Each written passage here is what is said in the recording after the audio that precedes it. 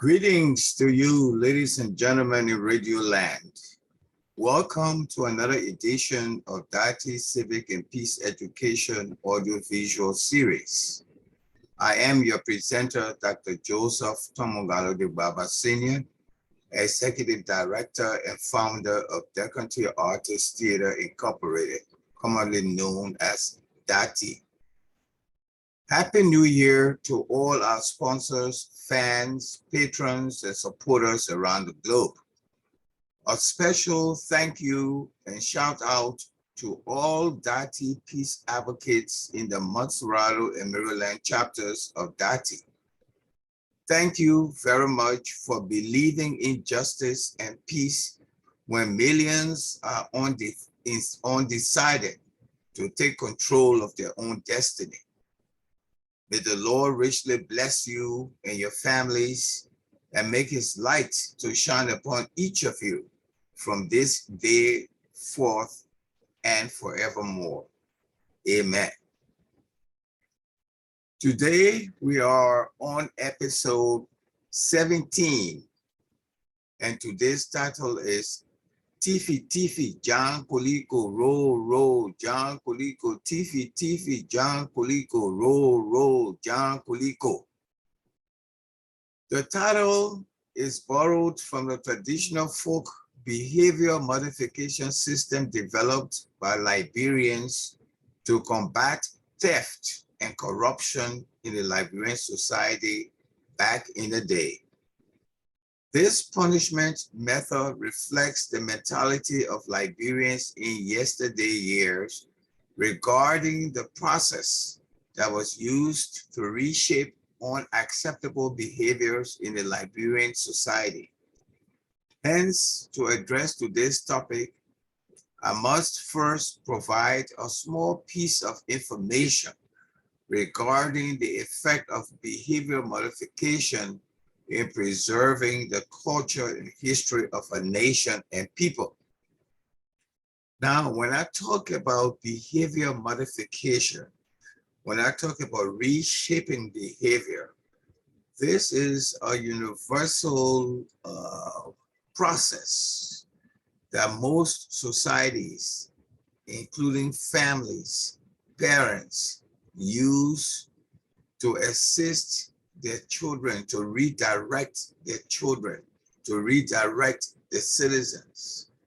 And the basic rule here is that when you want someone to do something very positive, when you want them to continue to do something very positive in society, you kind of praise them.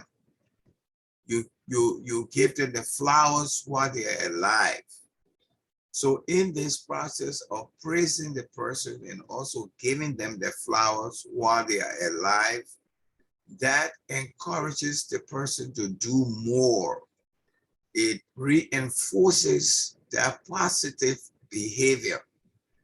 So everywhere around the world, in any civilized society, societies that want to advance, that want to succeed, that want to improve the lives of their citizens, those nations would promote the positive contributions of their citizens. They will not discourage it as we do in Liberia. You encourage someone who is doing something good. You praise the person who is doing something good. You praise the person who is making great contributions to society so that he may be encouraged to do more. So the advanced societies that most of us live in today, the reason why these societies like the United States, Great Britain, France, and other places in the Western world, and even in China, in Japan, in Korea, the reason why these societies are far ahead of us is because they do not discourage gifted people. Rather, they encourage them. They encourage gifted people to do more. So the normal process of behavior modification is to reinforce a positive behavior and to punish a negative behavior. So now note that in my definition of reshaping human behaviors and the reason why some societies are more advanced than others, I made it clear to you that those societies that are advanced because in those societies, people who are gifted are praised, they are encouraged, they are motivated, which is the opposite in the Liberian society. When you are gifted, when you are contributing meaningfully to the betterment of the people of Liberia, there's a tendency for those who are in power to suppress the good deeds that you are performing. And so that's one of the reasons our country is backward today, because we are doing the opposite of what majority of the people in the world are doing to uplift the lives of the people and to advance their nations to be more economically viable, politically stable, for life to go on in a very decent manner. So the process of modification, behavior modification is very important. And this is where Liberia is going down the drains because we are doing the opposite.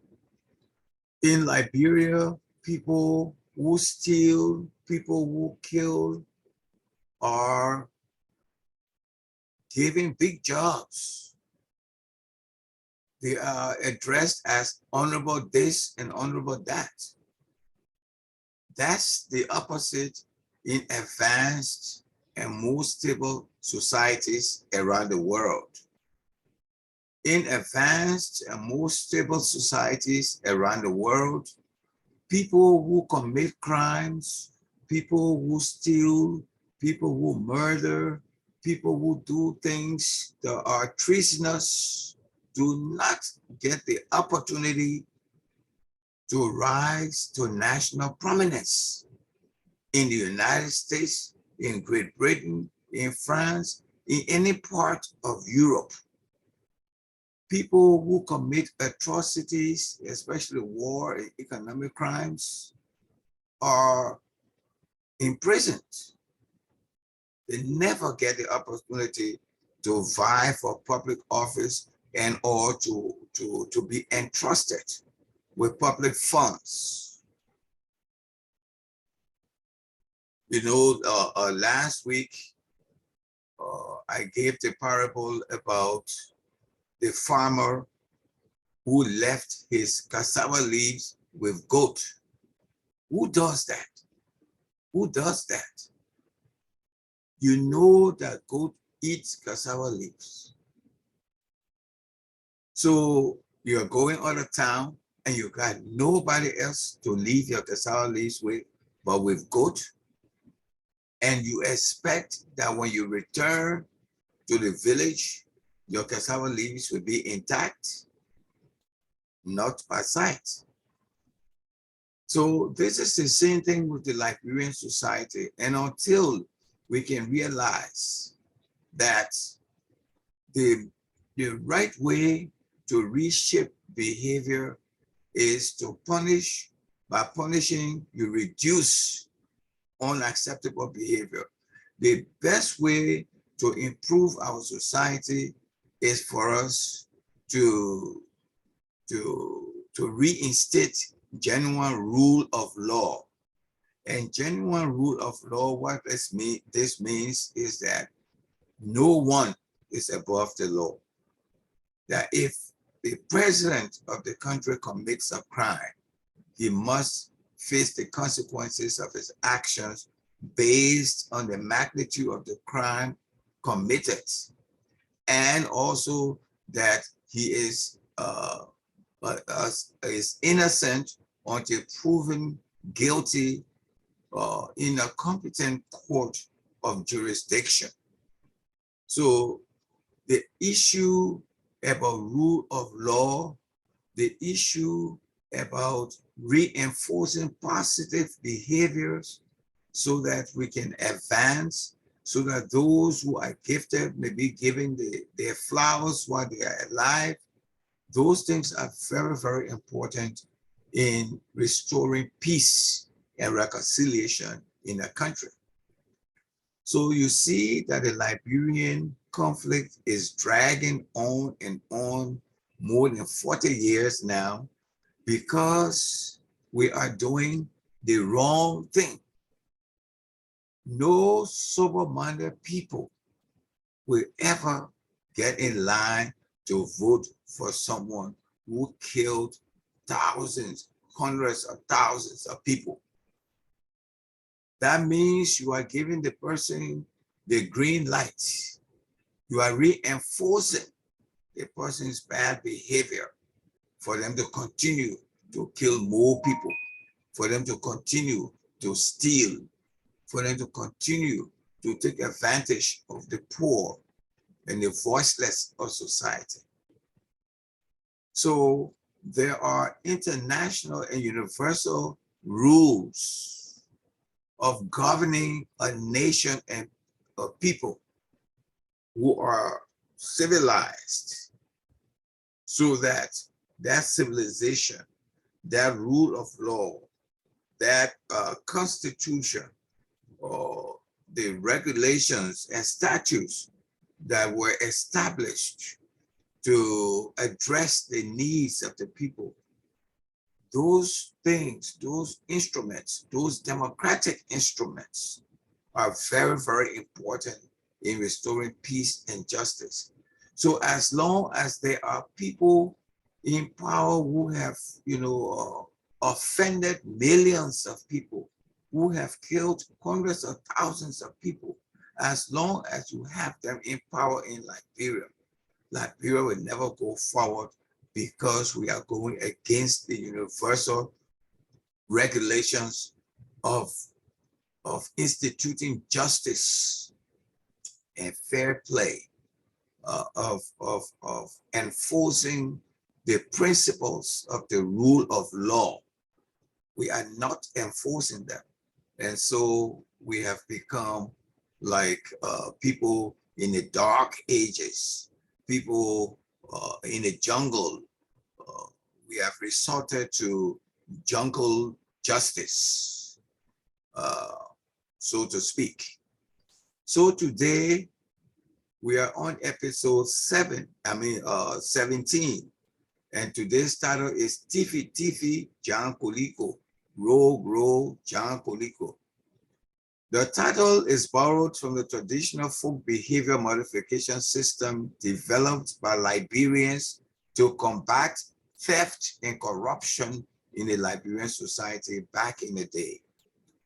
This punishment method reflects the mentality of Liberians in yesteryears regarding the process that was used to reshape unacceptable behaviors in the Liberian society.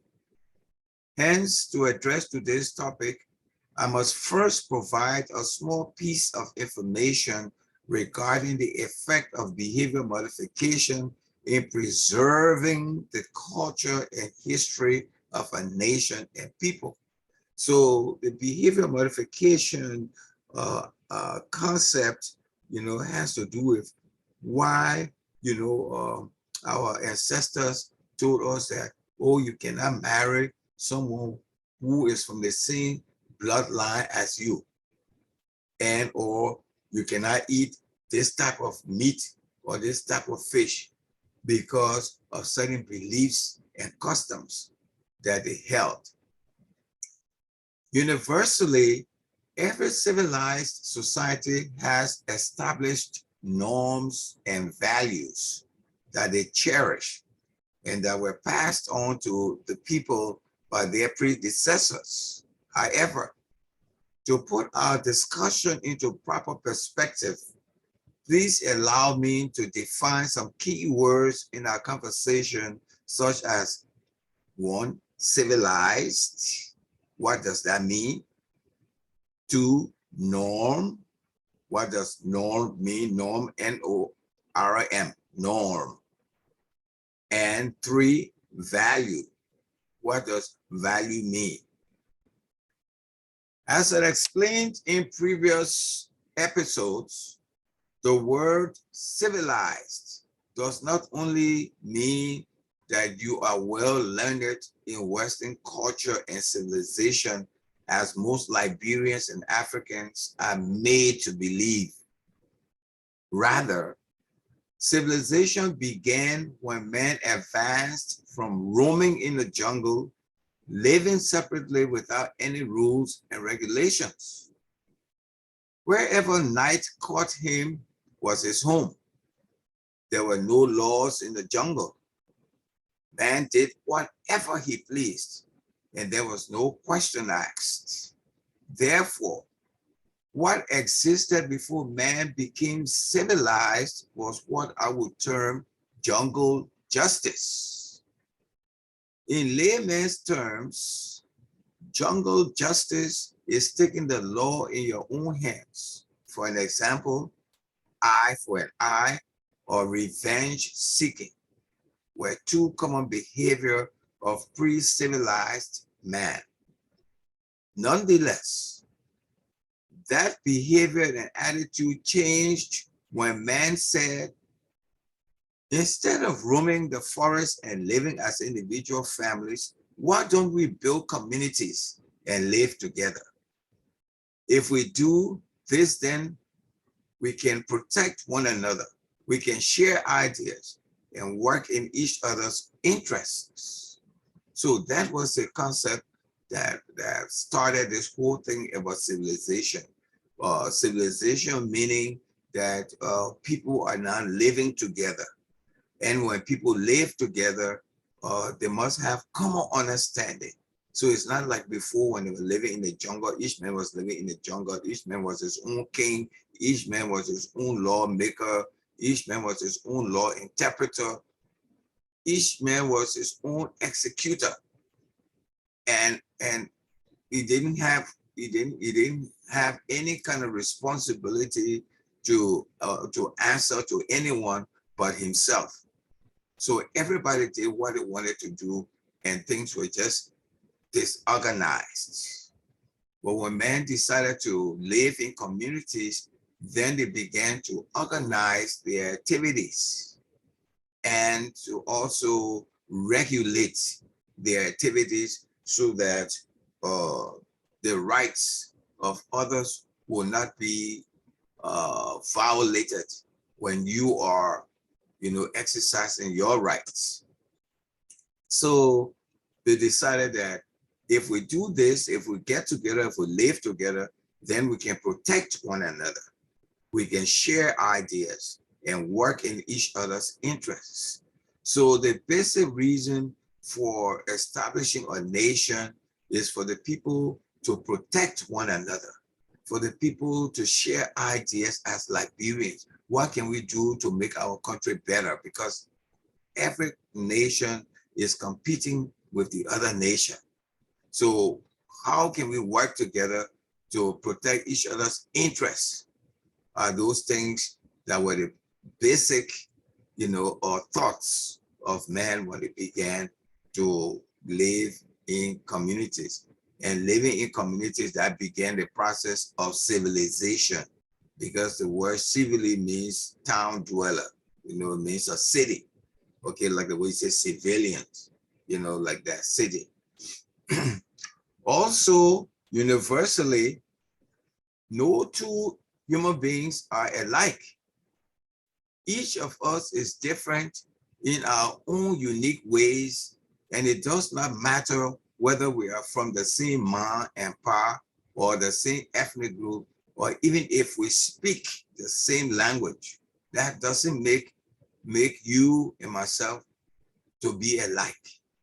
It doesn't matter whether we're from the same mother, whether from the same father, whether we're from the same ethnic group, whether we speak the same language. There's no way that any two individuals will think alike and be alike like that. There will always be individual differences. In view of this fact, there will always be conflict when two or more people assemble in the same place. So to make sure that each person's rights were protected, man decided to make laws. That's when they started making laws. They say, oh no, if we gotta live together, in order not to offend one another, we must make laws. Man began to make laws to set rules and guidelines to prevent and control conflicts or misunderstandings between two or more persons.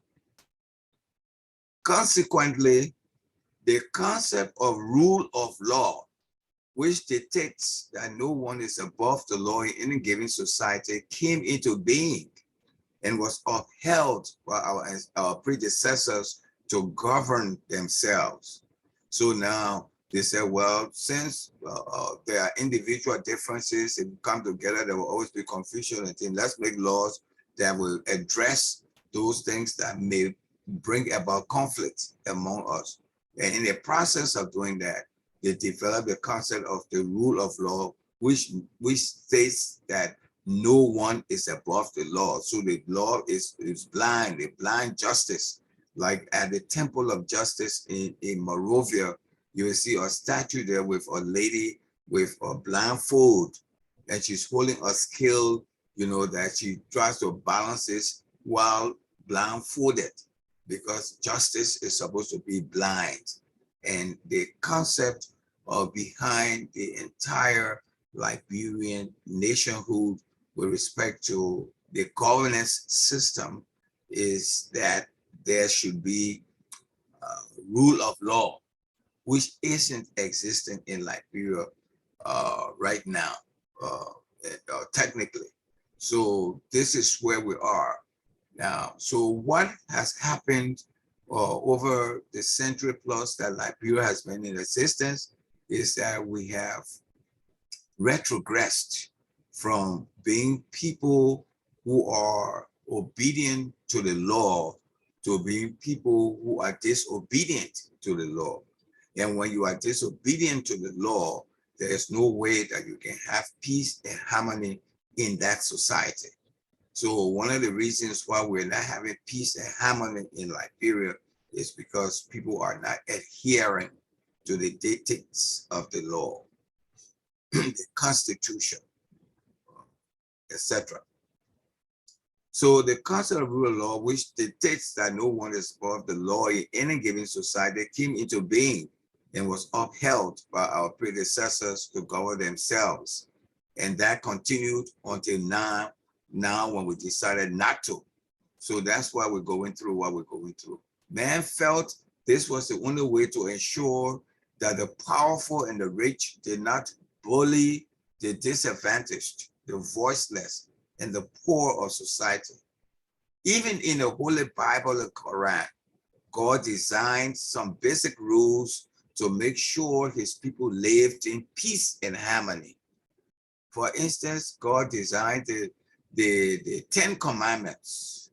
He designed such laws as thou shalt not worship or false God before me. Thou shalt keep holy the Sabbath. Thou shalt not steal. Thou shalt not kill. Thou shalt not bear false witness against your neighbor. Thou shalt not commit adultery. Thou shalt not covet.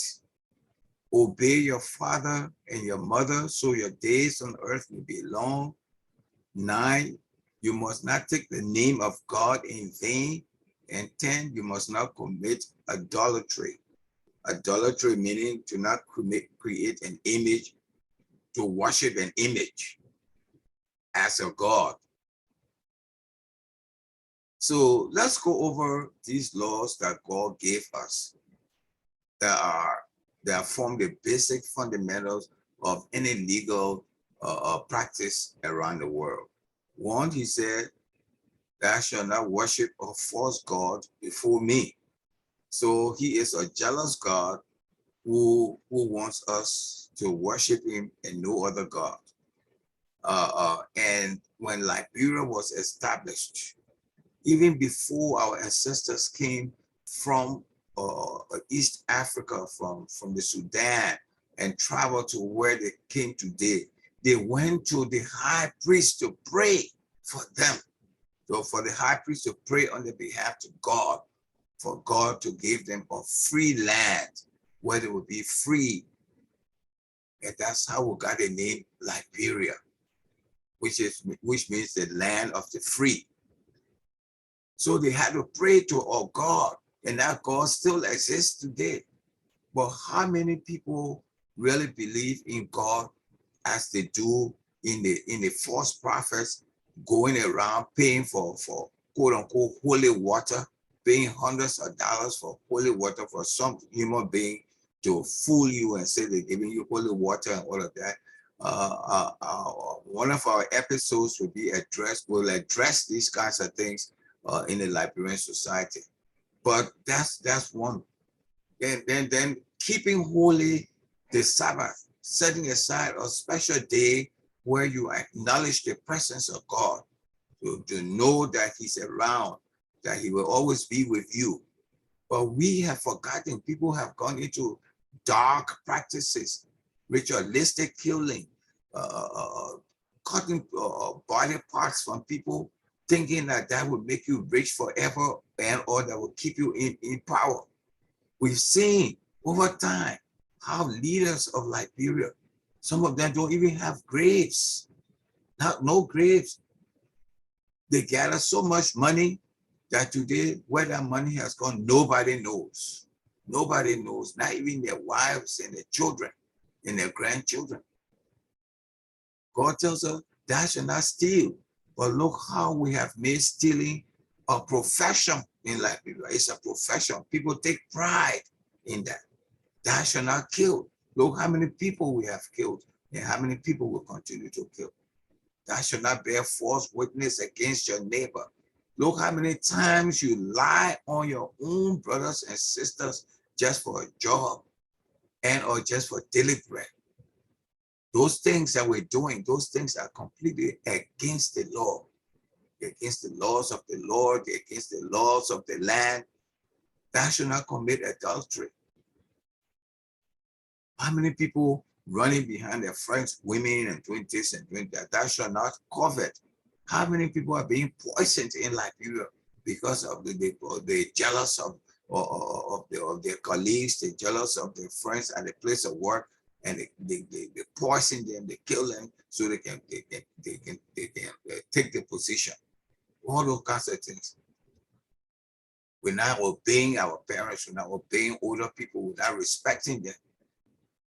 During the wartime, a child, 9, 10 years old, say, "Little papi, I respect you, but set your behind right here."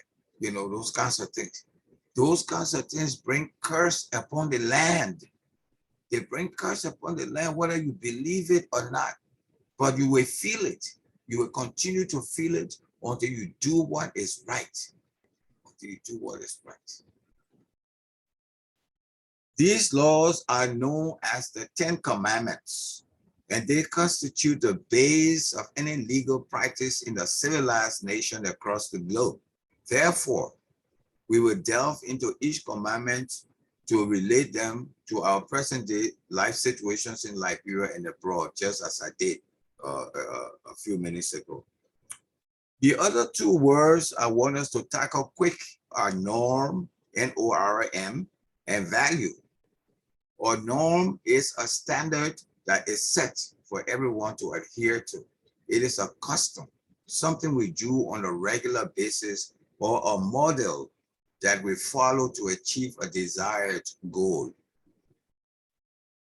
So a norm, you know, every nation must have a standard, must have customs, things that we're accustomed to, things that we normally do that are acceptable in our society. You know, like for instance, we got some beliefs such as You cannot stand up and put your hands on your head because it reflects somebody who is bereaved. So if you're not bereaved, don't do it. If you do it, then maybe there may be a cause of death in the family or something like that. So everywhere you go, people have beliefs, they have customs, and those customs are acceptable in their societies. They accept them, they keep them because that's who they are. When you start changing your customs and values, you know, you end up being somebody completely different from who you were originally. And that affects your mentality. It affects your interaction with people. It affects your desire to pursue excellence and success in life. The other word is value, V-A-L-U-E. It means something that is important, something that is of a high price or quality, worth or cost.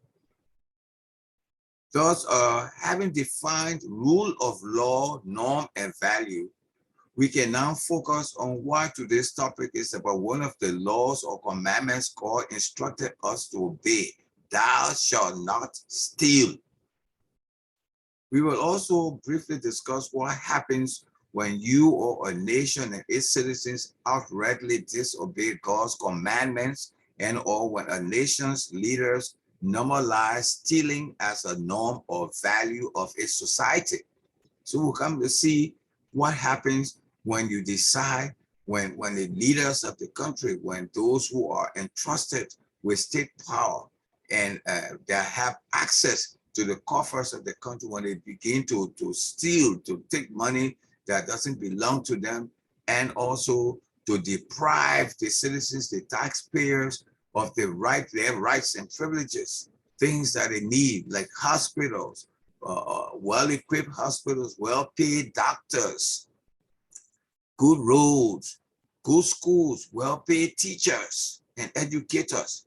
Those things are very, very important for the advancement of any society.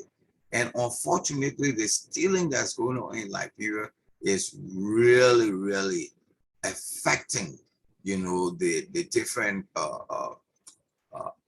pillars of development for the Republic of Liberia. Note that Liberia as a modern nation has two distinct histories and cultures. We have the traditional African cultures and history that began when the first histories that originate from the beginning of time. And we have the Western culture and history that began when the first European explorers and slave traders began interacting with Africans. These basic commandments that God passed on to our ancestors were handed down to us mainly by word of mouth, because most of our written histories and cultures were destroyed during colonial conquests and the Atlantic slave trade. Nevertheless, before the Liberian genocide, most of these laws were upheld in our native villages and towns. For an example, back in the day, Africans and Liberians living in villages and towns in the hinterland did not lock their doors. They had a makeshift door made of raffia to ward off animals in the village from entering the huts and to prevent them from destroying the properties of the villagers. Like for instance, the goats and the sheep and sometimes the cows. You know, if you left your hut wide open, they'll just come in there and they'll just, you know, turn things upside down. So to prevent animals from going into the huts and things, the old folks will just take a stick, tie it on the door and close the door like that. But all their belongings, all their valuables were there. They didn't have to go hide them in other places. They were right there in their hut. But because the people were so trained, they were highly well cultured. So everybody had that value and that pride for themselves. So nobody wanted to go steal someone else's property in a village, you know. So I want you to listen to the story.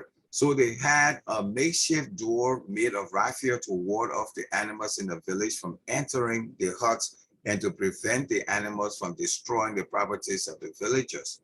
Also, it was the norm in yesteryears that strangers or travelers could enter any hut he chose to take a rest after walking many miles.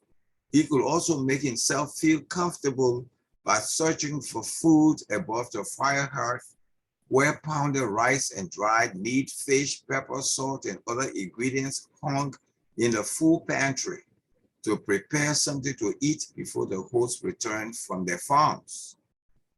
After introduction, the hosts treated their guests with respect, love, and warmth, as though they knew that stranger before.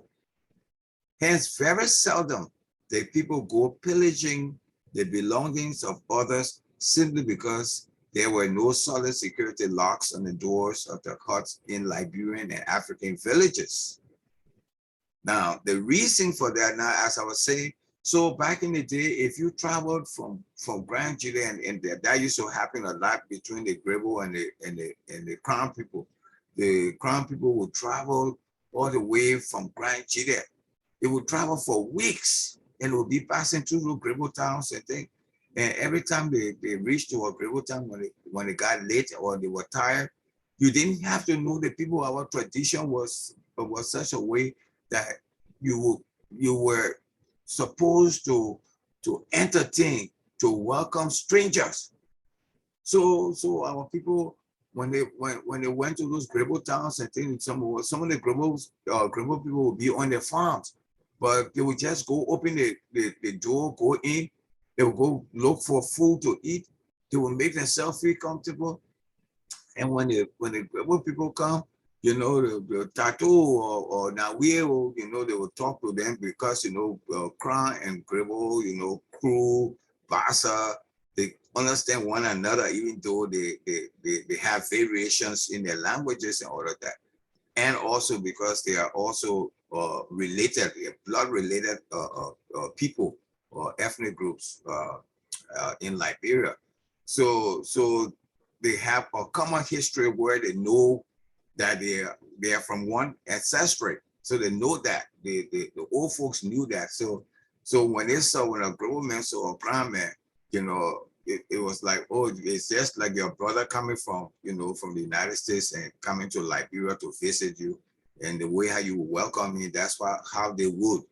And that's how the relationship was throughout the country, not just, on the east, the southeastern region, but throughout the country. Everywhere you travel in Liberia back in the day, you could, make yourself, somebody will welcome you in the town. Once they knew you were a stranger, somebody will open their doors to you. And that what used to happen. And that was based on trust and based on the fact that we had our cultural values intact. So people weren't going because people go on the farm, so you go to a village and you just go in all the huts and steal everything from them, carry it. Maybe some of that used to happen very, very rarely, but and if you got caught, that would be instant death or whatever it is anyway. So there were consequences for those kinds of undesirable actions when they were taken. People, the traditional folks didn't play when it came to rule of law. And that's what kept, the African society intact. So after introduction, the host treated the guests with respect, love, and warmth, as though they knew that stranger before. Hence, very seldom did people go pillaging the belongings of others simply because there were no solid security locks on the doors of the huts in Liberian and African villages. The reason was because traditional Liberians believe in God and they obey his laws. The kindness and love traditional Liberians and Africans show people from around the world is not that they are silly, but it is their belief that doing good has its spiritual dividends. Therefore, the idea of promoting broad daylight theft in Liberia or anywhere in Africa is a big no when it comes to the Liberian and African norms and values. That kind of open door stealing that's going on, that's completely out of our cultural context. That's not how our parents, taught us. They taught us not to touch anything that wasn't ours. And that if we wanted it, we must ask for it. Ask the owner for it, not take it. Taking it meant that you were stealing. And they did not like that. And I'm sure the bulk of the people are very, very disappointed. The bulk of the Liberian people are very disappointed in this new breed of Liberian leaders who take pleasure in stealing money, stealing things and things that don't belong to them, and committing all sorts of crimes that are not good for the image of the community. In addition, traditional Liberians and Africans are very strict on preserving their culture, and they do so through storytelling and behavior modification techniques that are culturally relevant. Sometimes they do so through songs and dance to teach a child or even an adult a moral lesson. Two typical examples are the Basa Sonin Do Bemondoyon and the common Liberian folk rhyme Thiefie-Thiefie, Jan-kolee-ko, row, Jan-kolee-ko, Thiefie-Thiefie, Jan-kolee-ko. They develop those kinds of things as a proof that they don't support unacceptable social behavior, like a child that is 2 years old peeing in bed and all of that. As you reach a certain age, your parents expect you to stop that kind of behavior. And if you don't stop it, they have the tendency to show you that you can be disgraced, because it's a thing that will eventually disgrace you when you get into adulthood and you go into places and peeing in bed, and all of that. So they try to prevent that. So that Sonin dog, Baby Doyon thing is a type of a behavior modification technique that our people developed. And they make it very folkloristic, they singing some Sonin dog, Baby Doyon, Sonin dog, Baby Doyon, Sonin. And sometimes they be beating the drums and then behind this person that has that deficiency, that disability, of being in bed and all of that, with the hope that when they do that publicly, it will stop, and when they're doing that, they kind of humiliate the person, actually, waste water on the person, put leaves and things all on their heads and things, like the way how they dress Judas, for the Easter thing, the crucifixion of Jesus, those kinds of things. They will do that to the individual just to embarrass the person, with hope that they will stop doing that. These two folk rhymes reflect ways in which our ancestors applied their cultural beliefs in reshaping the behavior of those who violated the laws God instructed us to obey. For instance, when a child was not potty trained, it could be tolerated at a certain age level, like 3, 4, 5 years old. But after the acceptable cutoff points, then the parents began to express concerns and to find means to assist their child so he or she can display acceptable social behaviors. One of the values that were observed was great pride in family name. Family name, your family name is very, very important. That's part of our culture and history. And back in the days, it was highly emphasized. You didn't want your family name to be disgraced. So therefore, if you are given a public position, you want to make sure that you did your best so that there will be no scandal of embezzlement, stealing, and all of that, which is completely the opposite these days, because we no longer attach value to our family name. In African cultural settings, most families observe the patrilineal system. The patrilineal system meaning that, I am Baba because my father's name was Baba. So I got my name from the father's side, not my mother's side. And most of the ethnic groups in Liberia practice the patrilineal system. The matrilineal system is also observed in the Crown culture, but that is more spiritual in that all of the people who are members of your mother's family are your fathers and your mothers, and they have a special obligation to you in that sense.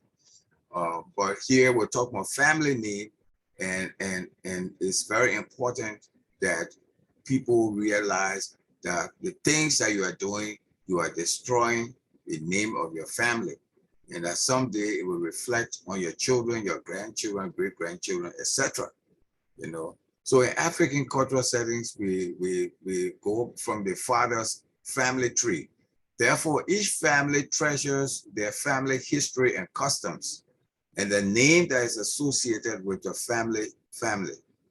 So family pride was one of our greatest values. No one wanted the family name to be disgraced.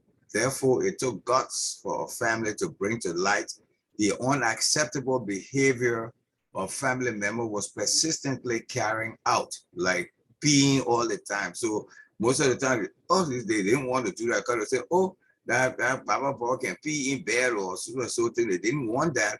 But yet, they thought that that was a good method by which they could embarrass this person so that they could, stop doing what was unacceptable.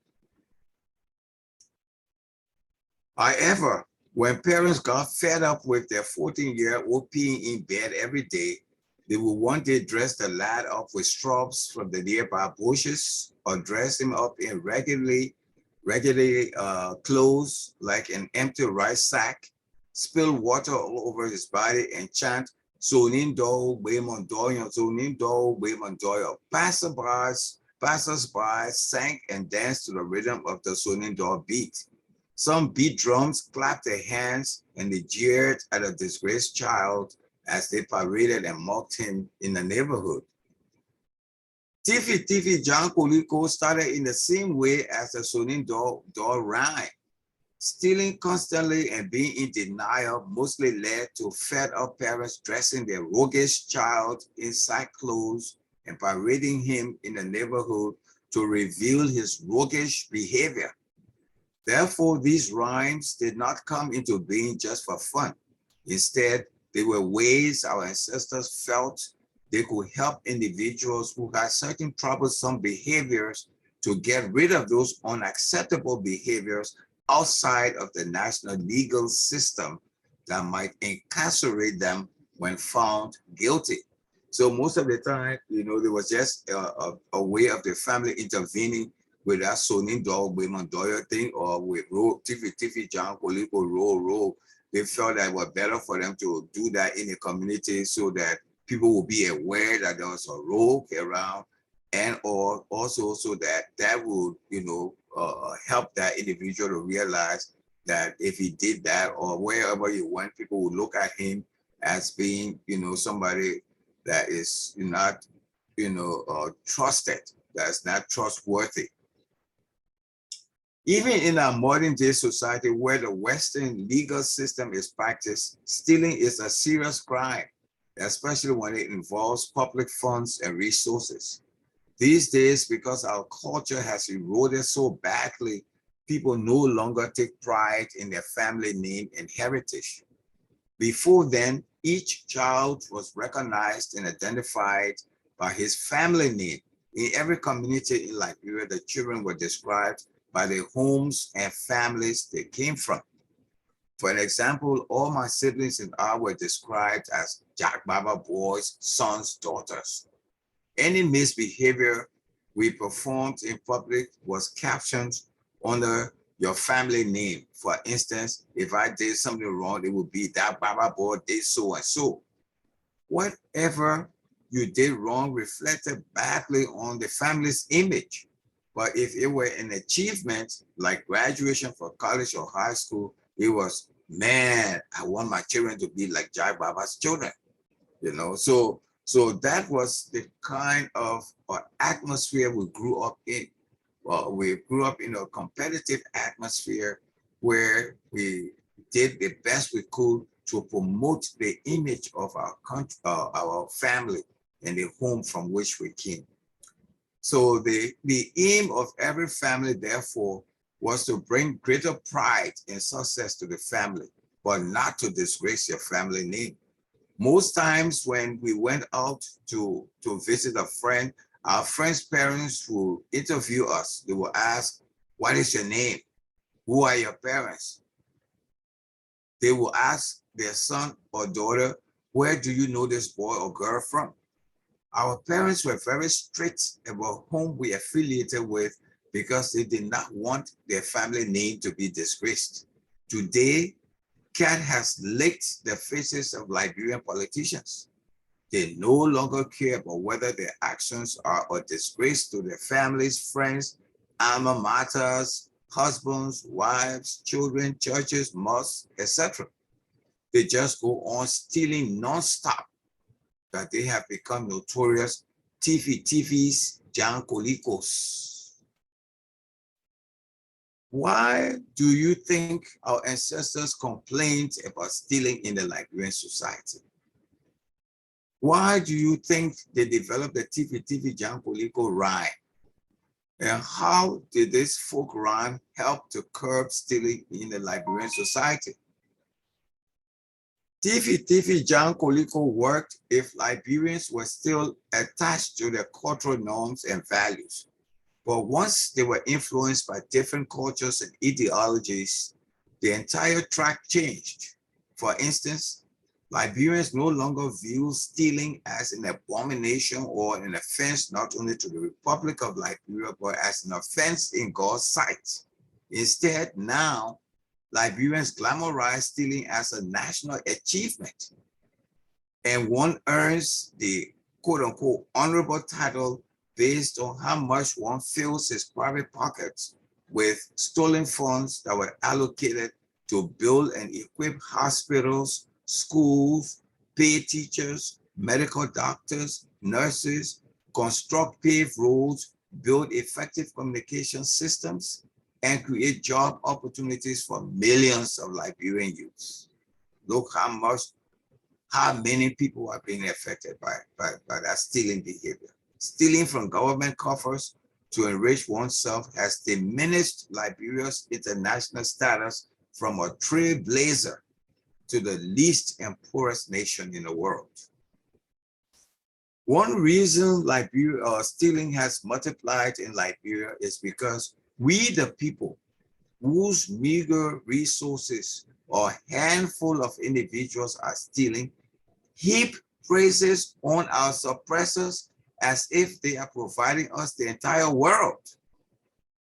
Oh, chief this, honorable that. And you, the same poor people who are suffering, are the ones who go on radio to speak on behalf of these people, to curse other people's mind and power up when they are telling the truth about the wicked deeds that these individuals are doing. Some of you get paid, you pay money to do that,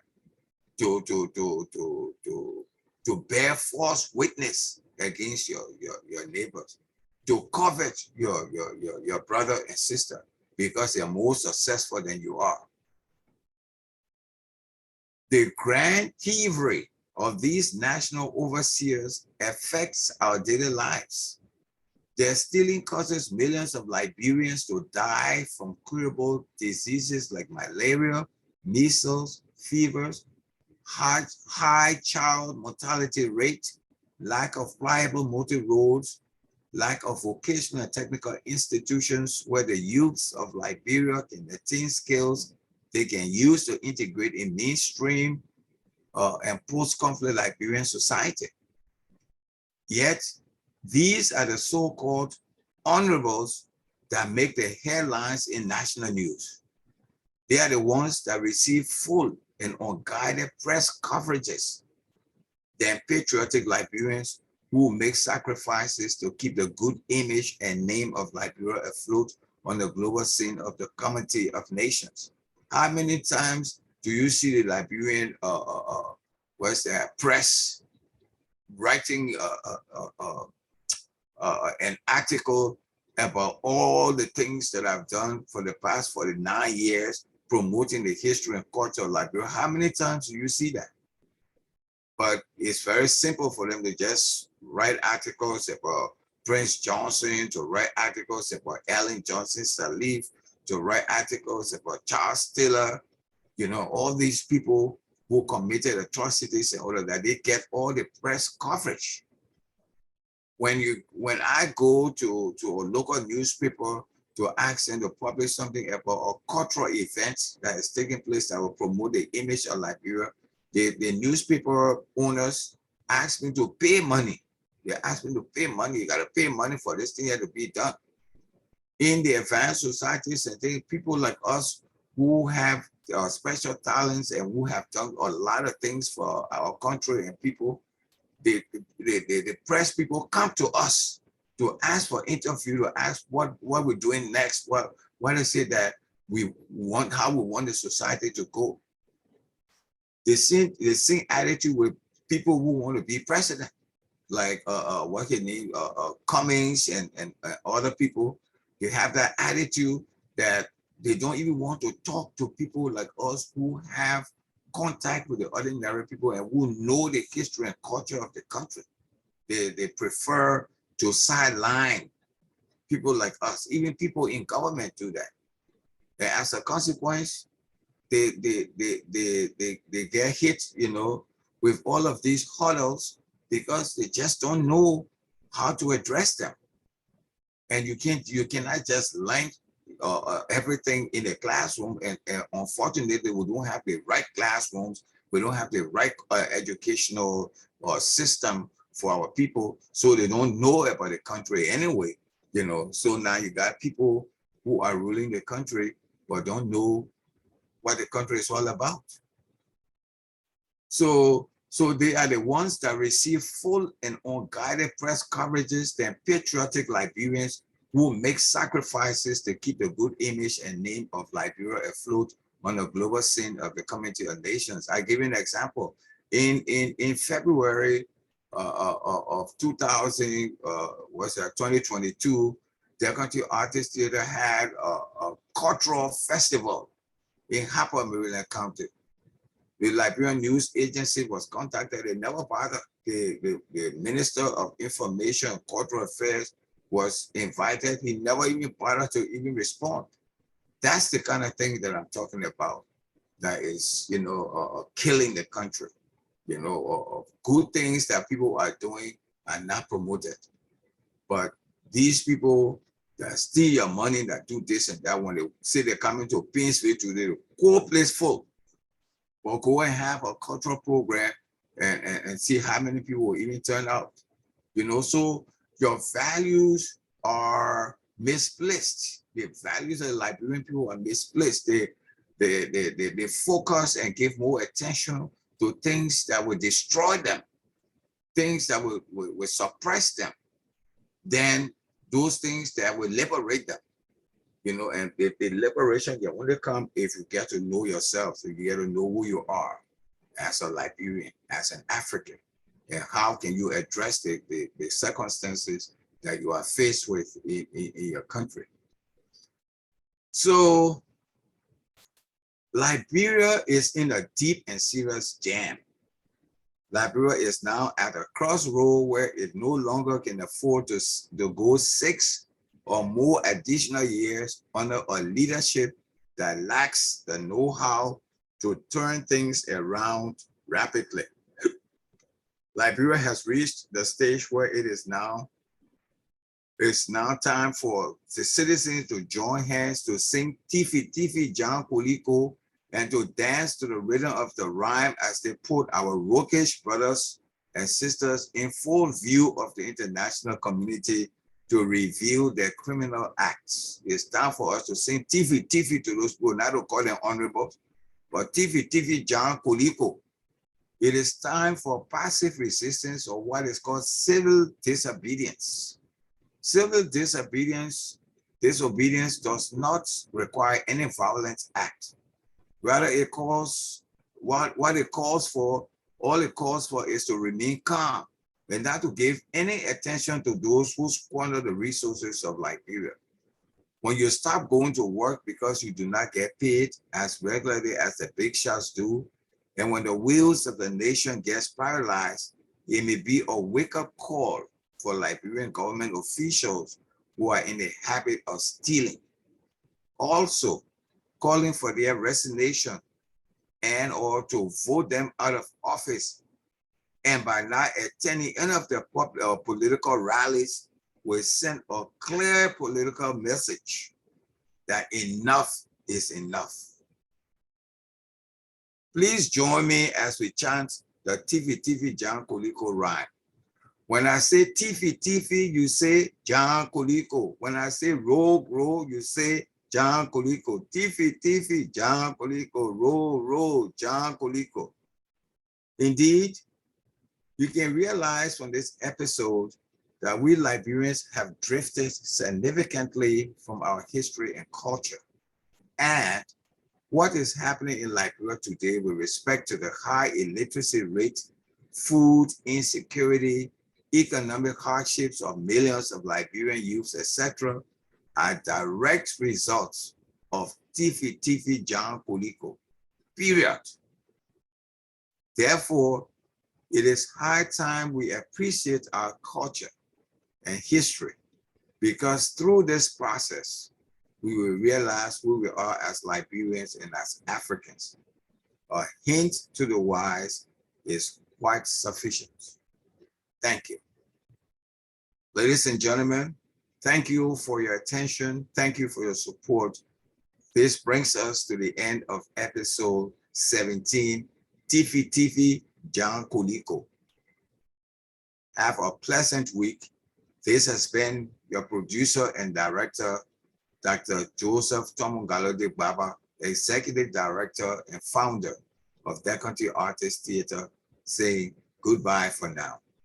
Thank you so much for listening.